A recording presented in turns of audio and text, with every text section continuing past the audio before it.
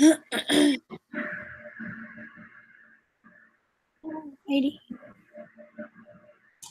So, oh my goodness. It's not going to be good. Okay. So we are group 4, and this is Lauren, Brian, and Mallory, and this is our presentation about our service learning project. We served at different places because our schedules kind of conflicted with each other's schedules. And Lauren volunteered at CFM while Brian volunteered at Habitat for Humanity. So CFM stands for Family and Children and Family Urban Movement. They are a nonprofit organization that was founded in December of 1992. Their original name was the Church and Community Worker Program, and prior to their actual founded date, they were doing work in the community for 20 years prior. And they changed their name to CFM in 2013 to better reflect their vision, hard work, faithfulness, and resources. So CFM's mission is that they strive to create a community that supports the potential of children, youth, and families through healthy living and community engagement. CFM is a movement for change driven by the ideals of the worth and potential of each and all. CFM offers a wide variety of programs for children in kindergarten, age 5, all the way up until all of the community members, including the elderly. So they have 3 programs available for children aged kindergarten through 5th grade. And these programs are the Breakfast Club, the Haven, and Awesome Summer Days. The Breakfast Club is a year-round program that serves breakfast from 6 a.m. to 8:30 a.m. for 60 to 80 children for working families who can't afford before and after school care. And they have been putting on the Breakfast Club since 1968. The Haven, which is the program that Mallory and I chose to volunteer with, is a free after-school program for 65 Moulton Elementary students. It provides students with a safe place to encourage learning and foster a sense of caring about self and community. And finally, for this group of kiddos, they have Awesome Summer Days, which is a summer program offered Monday through Friday during Moulton Elementary's summer break. And this program provides educational components and a variety of experiences, including field trips and activities.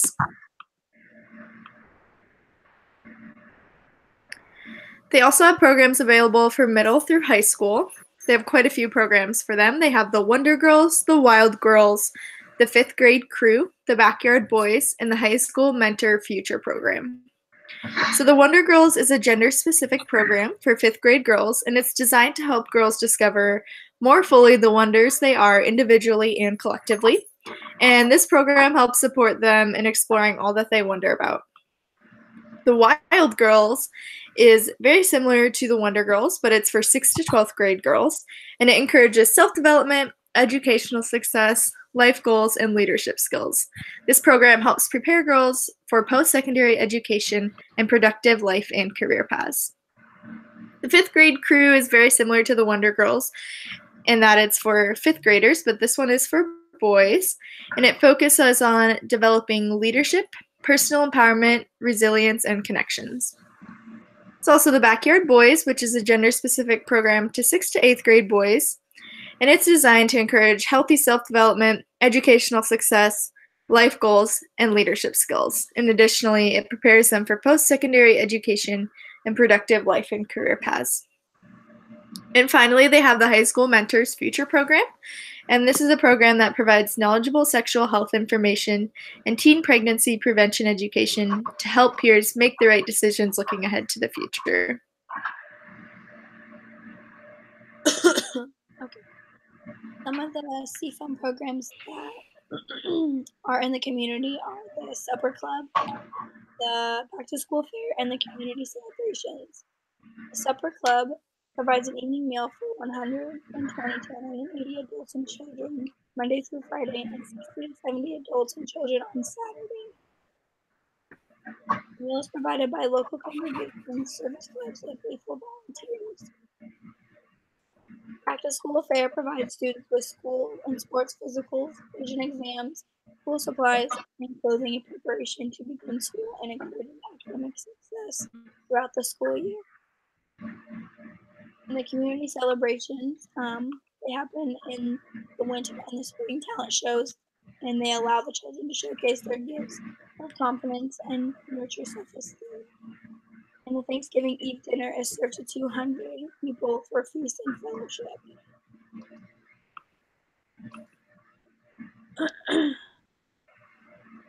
Alright, so the CFUM Volunteer Project. I volunteered with the Haven Project and the Supper Club. I worked with kindergarten through second graders. Lauren worked with kindergarten through fifth graders. And the volunteer goals were to read with children, help them with crafts and activities, playing with the kids at recess, and ensuring kids were staying on task and fostering their learning skills. Some of my goals that I accomplished were that I became less shy. Working with the kids really makes you come out of your shell and be a kid again. Not all the kids are shy, but some of them are. Another goal that I learned was I can learn a lot of life lessons from these kids. They cherish everything in their lives, whether it's big or small. They're so very grateful for what they have and don't worry about what they don't have. There's a lot of poverty in this area around CFUM, and they don't worry about what the fancy stuff that they don't have. They're happy with what they have, and sometimes we lose the focus of being grateful for what we have. We worry too much about what we don't have instead of what we have. Another goal was that I improved my listening skills. When you work with children, you really have to pay attention to them. They're always giving you energy, whether it's saying or doing something they aren't supposed to do, or they just are being ornery like most kids are. You do have to keep listening and paying attention to them. I also noticed that they understand people more when those people actually listen to them, and they get more interested in the people that take the time to listen and actually pay attention to the children.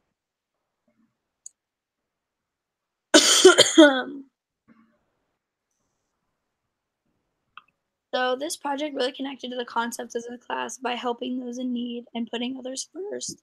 You need to be less selfish and put people first, especially if you're going to be in the field. And if you put the kids first, you'll interact more with them.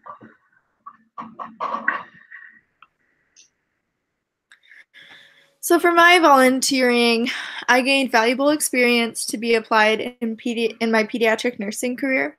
So prior to transferring to Mercy College, I went to the University of Iowa for 2 years, and while I was a student there, I worked in the pediatric specialty clinic. And so these are just kiddos that are there for their well child visits and their checkups and whatnot. And in that clinic setting at the University of Iowa, I saw a lot of, well-off families, a lot of white kiddos who are in clean clothes with their parents there with them. And so this volunteer opportunity really provided me with experience of the impoverished population and kiddos that live in less fortunate circumstances. I also expanded my knowledge on developmentally appropriate toys and activities. When I sit down to pass my boards, I'll have to know which activities are appropriate for which age groups. So sitting down with them and helping them with their journaling and knowing their levels of what they're able to journal about and what is appropriate helped me expand my knowledge on that. It also helped me realize the needs that are in the community. Prior to taking this class, I didn't realize that so many organizations existed and all the needs in the community that these organizations are serving. So actually being there and serving alongside the organization helped me realize that there's such a demand in the community for these impoverished people. And again, it helped me learn of ways that I can serve others and meet these needs. So poverty is prevalent in Des Moines. Some other ways that I have volunteered prior to this class is through group work camp, and I would go to states all over the United States and help them, people in less fortunate circumstances, help them rebuild their homes, kind of like Brian did. But I realized that you don't have to go to other states to help people, that there's a lot of people here in Des Moines that are going through the same things and experiencing the same struggles. And it really just that there is so much poverty just right Additionally, I learned that volunteers are necessary to meet these needs. If we weren't there helping to volunteer, there'd only be 2 adult people there to help manage and take care of 65 children in this free after-school program.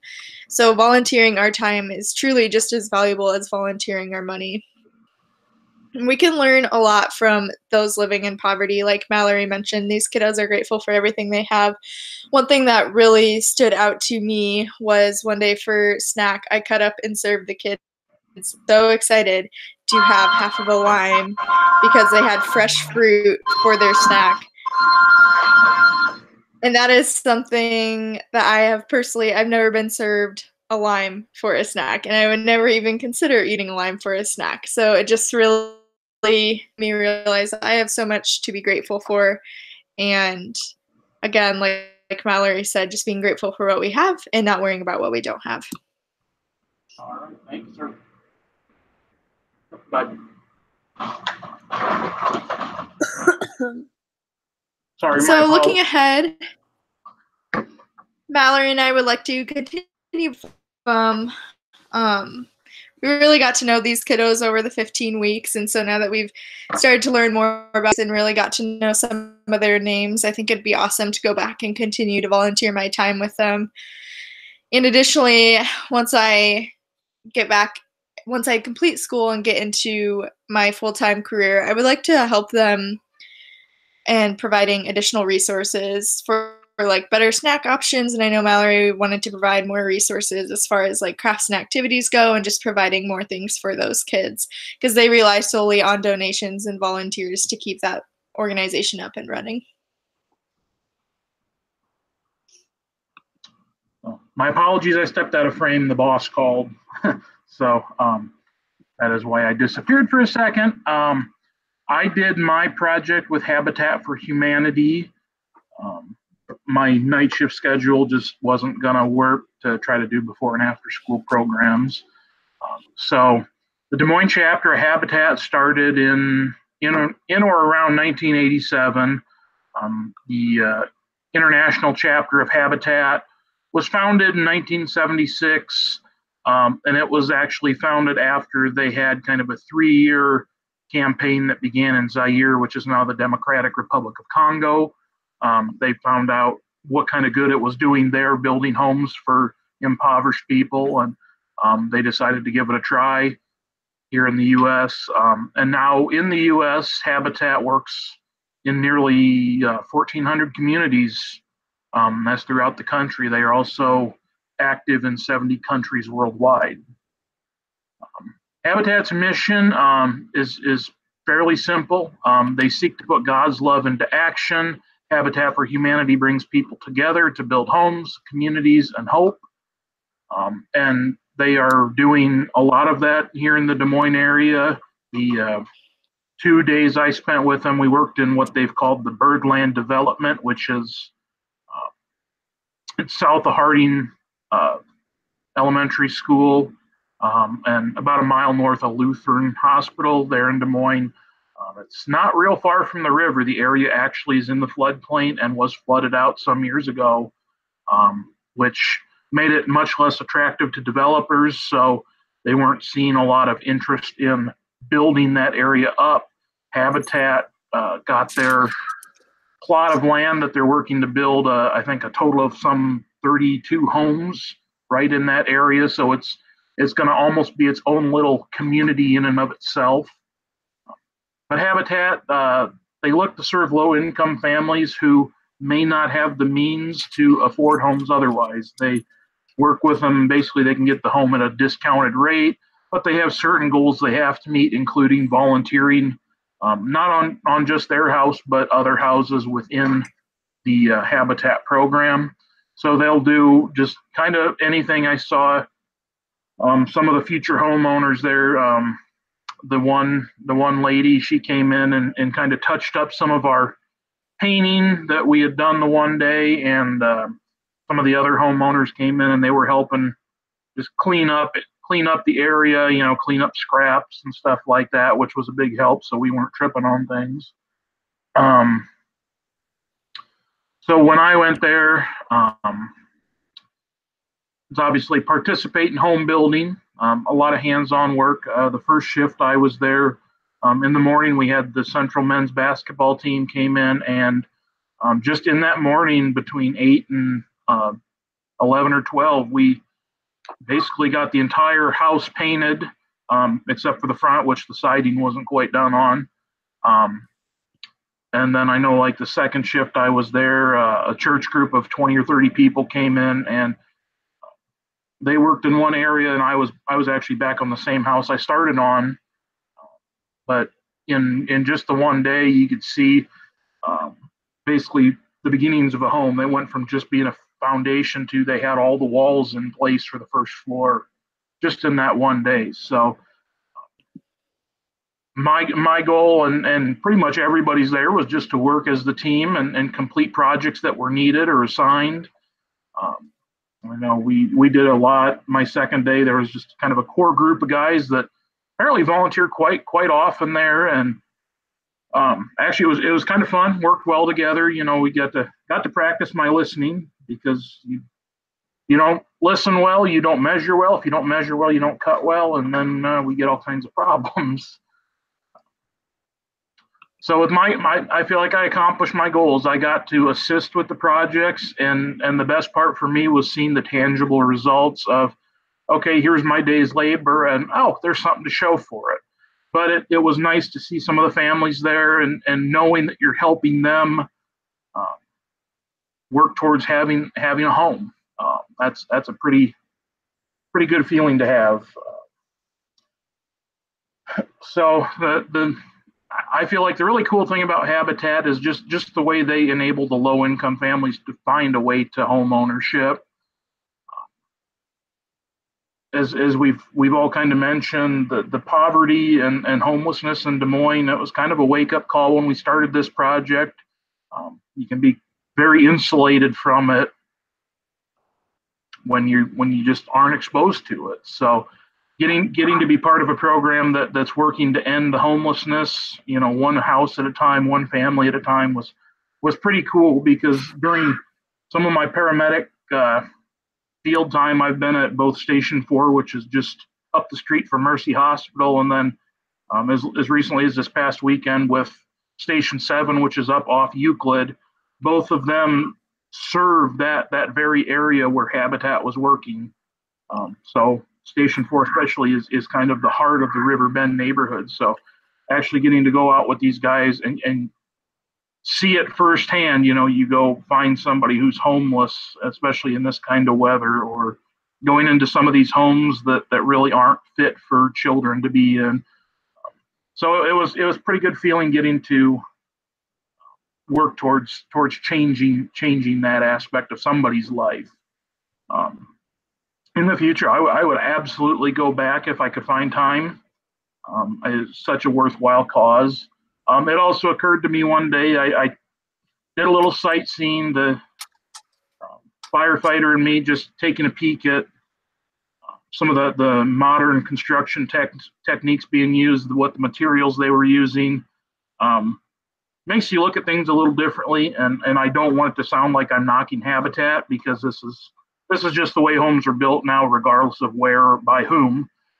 But you just take a different aspect of looking at how things are done. And I would love to, when I get back in the fire service after I get done with school here, to encourage our new firefighters to take the opportunity to go volunteer and use it as a learning tool to see how modern homes are being made, because I feel like should open their eyes to make them better firefighters, which in turn will make them better at serving their communities as well.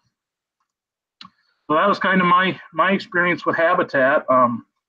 While our group did two individual projects, so to speak, we did find quite a bit of commonality. As I said, I think we all kind of stepped back in shock a little bit when we saw just how rampant poverty is in the Des Moines area. But whether it was with CFUM or with Habitat, you know, the universal trait that everybody wants a safe place to be raised, somewhere you can go and know that things are okay, at least for that time. So finding out just how much being a volunteer can do. Even if you can't donate money, donating time to some of these organizations is extremely valuable, because I think everyone should be able to empathize with the thought of, I don't know where I'm going to sleep tonight, or where is my next meal coming from, or I've got to work 2 part-time jobs just to make ends meet to put food on the table, but what do I do with my kids before or after school? So regardless, trying to help in some way, shape, or form to give people that sense of security, at least for that day, I know must be a huge relief. But I think in conclusion, we learned an awful lot about the problems of poverty in the Des Moines area. It was eye-opening, and I don't think any of us would hesitate in the future to go back and volunteer further with any of our organizations. So it was a very valuable experience, and in terms of our project, it was eye-opening, and I think we all grew from it.